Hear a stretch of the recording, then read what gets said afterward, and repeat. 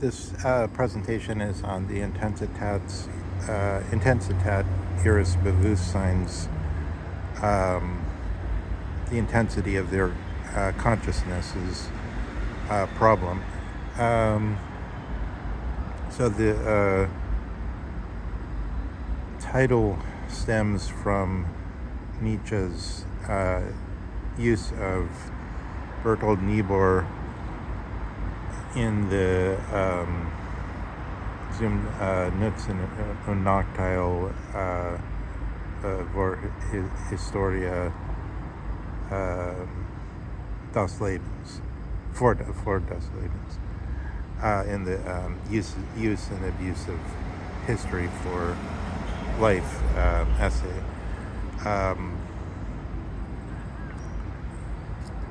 This citation is an essential avenue of invasion into the thought of all of the questions of Nietzsche, I think.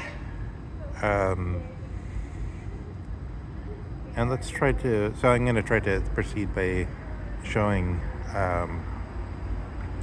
Robert Kagan as one of those ones who we could say has seen things with a great intensity according to the forms or meanings that have he has come across because of the historical period he lives in.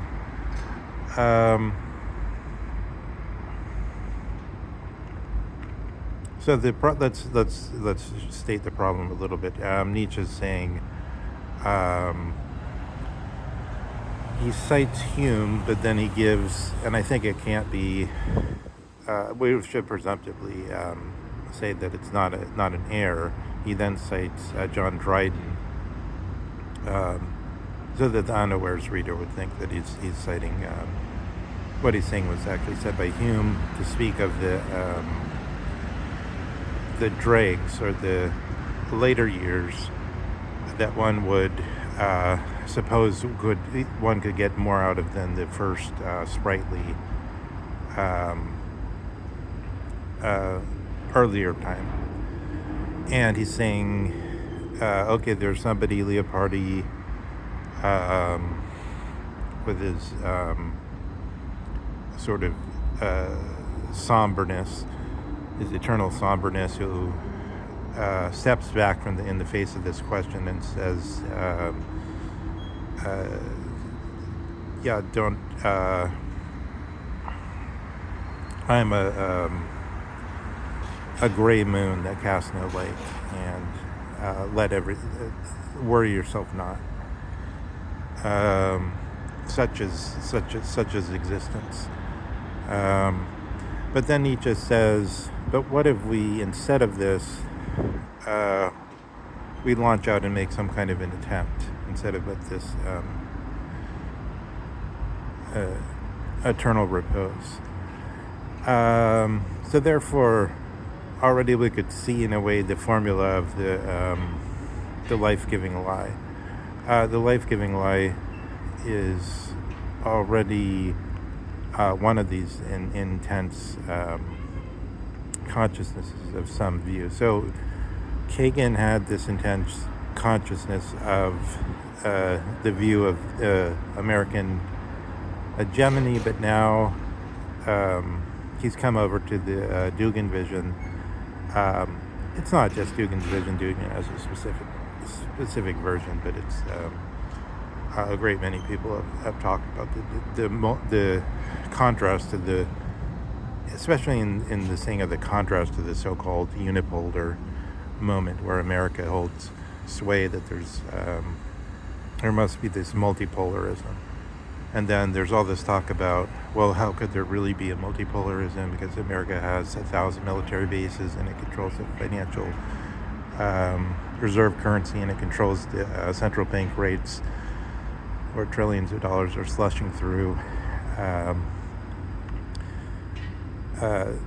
like whitewater rapids that one could get thrown over out of the raft, and it's amazing how it often happens that people get thrown over, but then they somehow, because the stones are often very smooth in those rapids, they could still go on swimming for a while.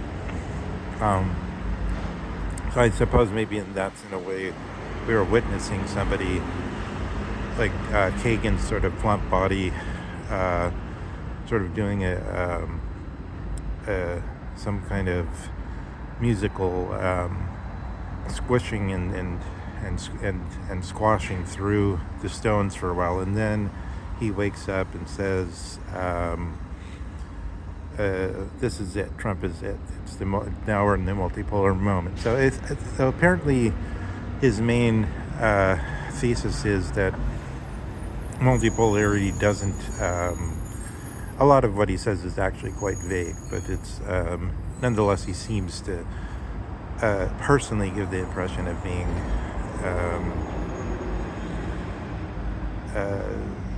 he set the tone for a lot of people for a long time, but he seems very frazzled all of a sudden, and he's saying for most of his life what he saw with the intense vision was just that there was maybe what he's calling the 10% one way or 10% other way, but it was all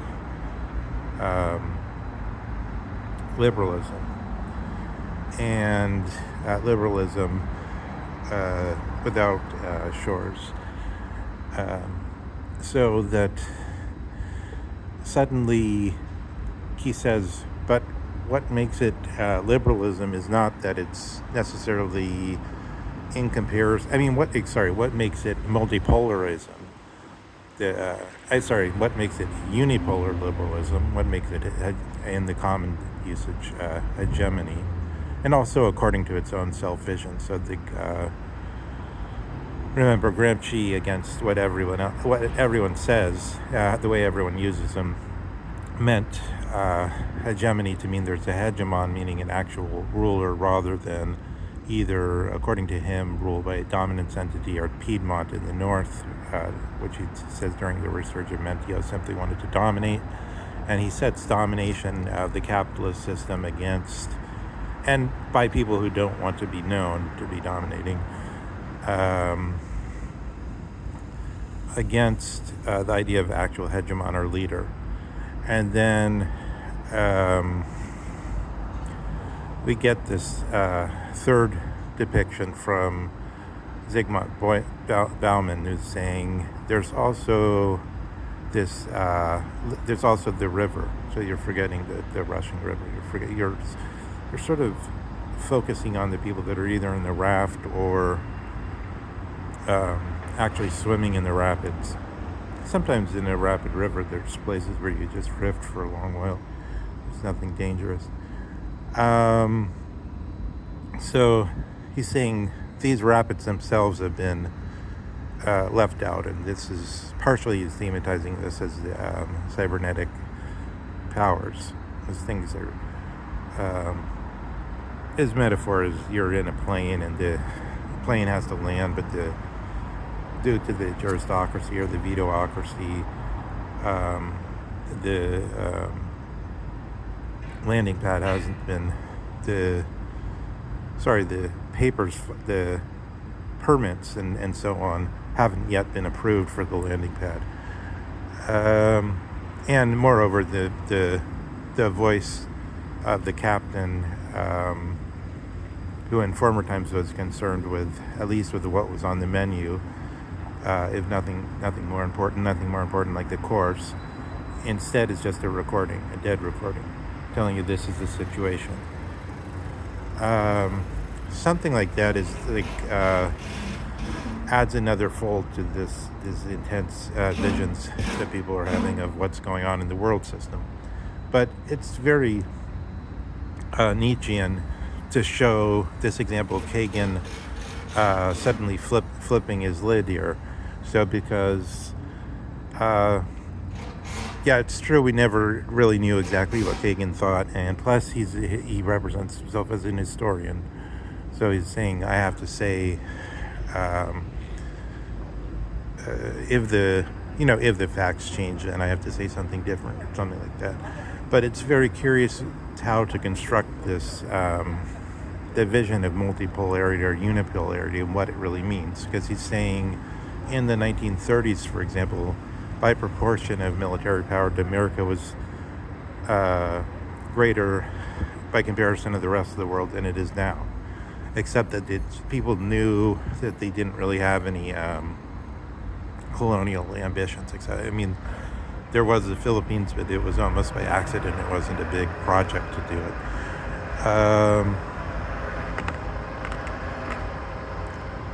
And so he's saying the concept of multipolarity is really something that the figure, one guy like Trump, can suddenly sort of pull back the veil and show that it's over, in the sense that not so much. So Kagan goes on, but sort of blustering in this stupid way American sort of operatives usually do, which is to say, oh, but it's about individual rights or something, with all this nonsense. Because if you say the individual rights or the Bill of Rights, those are laws and they apply to all citizens. So what's the difference between saying, why is a law that applies to all citizens, freedom of speech, for instance, not collective? What does it mean, individual rights? It just simply means there's rights that are on the side of certain things are enforced. And basically, I think the gist of it is rights that protect, in the sense that the Blackstone's ratio wanted to say it's better to err on the side of putting, it's better to err on the side of letting more people go. So it's basically the idea of liberalism in a legal sphere is not about individuals. It's about whether it's better to have, say, Miranda rights, where then less people who aren't guilty, like the Central Park Five, would go to jail or would be executed. It's just basically, the basic gist of it is of everything that's been called individual rights is just sort of a system which reduces the power of the police. That's basically what it is. Because the police and there's, when Kagan also says, oh, the states used to have more power and that's why now individuals have power. Well, the states used to also have laws that they enforced in the so-called authoritarian countries. They just enforced them more strictly and or more brutally. But isn't it's, so it's brutal if you think about something like the Central Park Five and you look at where the so-called abuses were, but they're not really abuses. They're more like the way things were usually done. They're more like the normal proceedings where there's some like adjusting for the fact that people's attitudes have changed or that some new statutes have come in or some new interpretation. That's the quality of the interpretation of the clauses in the Constitution has changed, and therefore the facts have changed. So you get this situation where Kagan, after sort of blustering on the usual faux notions of liberalism, which the political class doesn't actually really know that it has, because they all speak in the same way, and then only since the time of the internet or since the time of social media getting stronger have they been sort of challenged on it, because otherwise they could be a zombie very easily and just rely on mindless statements of individual rights. But since the current time of the explosion of the social media, I think, and the attack on the central media, on the academic media,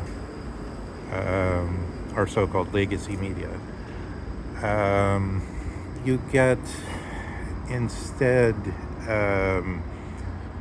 the possibility of asking about things like the simple questions of what really is this so-called liberalism, which is often given as the democracy and the the freedom and so forth. But then Kagan says something much more interesting, is he says what this liberalism really means is that there are a bunch of states that for the first time in human life sort of said, we will not in any serious way present ourselves as actually sovereign in the Leviathan sense. We will be under your umbrella. So that Germany and Britain, who had been great empires, became under the umbrella of America. This is a liberalism that Kagan really saw as the multipolar, as the unipolar liberalism, as the liquid dominance. And also, I don't know, whether Kagan actually was saying what he said in the past in a sort of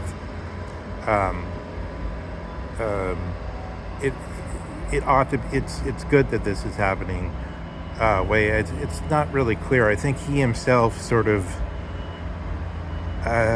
almost disdains to clarify that, because he just acts like it's like, I'm a historian, I'm just trying to say what's happening, and then he's sort of like, he doesn't go into a lot of saving clauses generally about, and of course this isn't my opinion,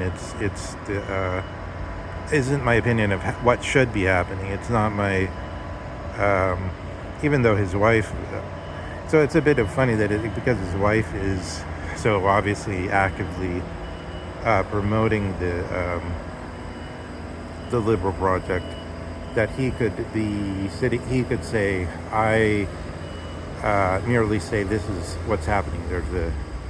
There's a unipolarity, and now he's saying this is what's happening. Since Trump, because it turned out that the polarity didn't have to do simply with having more military power, but it had to do something with, like, could Germany and Britain and some other states really trust to be under this liberal umbrella or not? And once they can't, then you start to have this glance that sees, oh, but then there's also another thing called the Warsaw Pact, and they had half states which had been sort of half neutralized and weren't true Hobbesian sovereigns. Poland, for instance, the super Catholic country Poland. And so then it created a situation where you had countries that could kind of say, oh, well, which overlord are we more comfortable with? Well, wait a second, the Warsaw Pact is a broken entity, so naturally now that we're sort of neutered, housebroken animals, then we better stick with one overlord. We can't, and then you get all this constant, like, meek. You sort of hear this talk in the politics of all these countries, in Romania, for example, where, or even in Bosnia, there's an element within the country that says, no, we want to be a sovereign nation again. And then Soros immediately exterminates that possibility, because it said, no, you will be better off if you're part of the open society. So I think, Kagan is, in this sense, he's kind of gives us an example of somebody with an intense vision that suddenly switched the intense vision. And moreover, the point is, the intenseness of the consciousness of the vision is attached to something that had a proficiency and a efficaciousness in it. So that this is almost already, you could see how will to power has no deliberate sense to it. So I think if you say, see how will to power now becomes a principle of how things are happening rather than a principle of individual willfulness, as we trivialize Nietzsche's thesis. It's rather, Kagan, who had this efficaciousness and who was writing these articles and had certain proficiencies in sort of negotiating with the people around him, with the more important and more proficient people around him. He suddenly shifted his Intensität of the Bewusstsein, and the shift. It wasn't really like it was his choice. It kind of befell him because the consciousness of the multipolarity suddenly befell him, or maybe the situation changed. But I think I want to say now we can immediately see retrospectively that it's sort of like Schmitt's saying about liberalism, that liberalism doesn't really exist. So it's sort of like saying in a way, the unipolarity never really existed because it could have always been broken up by a political fiat like the one we see with Trump and MAGA as a fiat against the total way all the grandfathered in practices in all three of the articles are in their operation, as it were,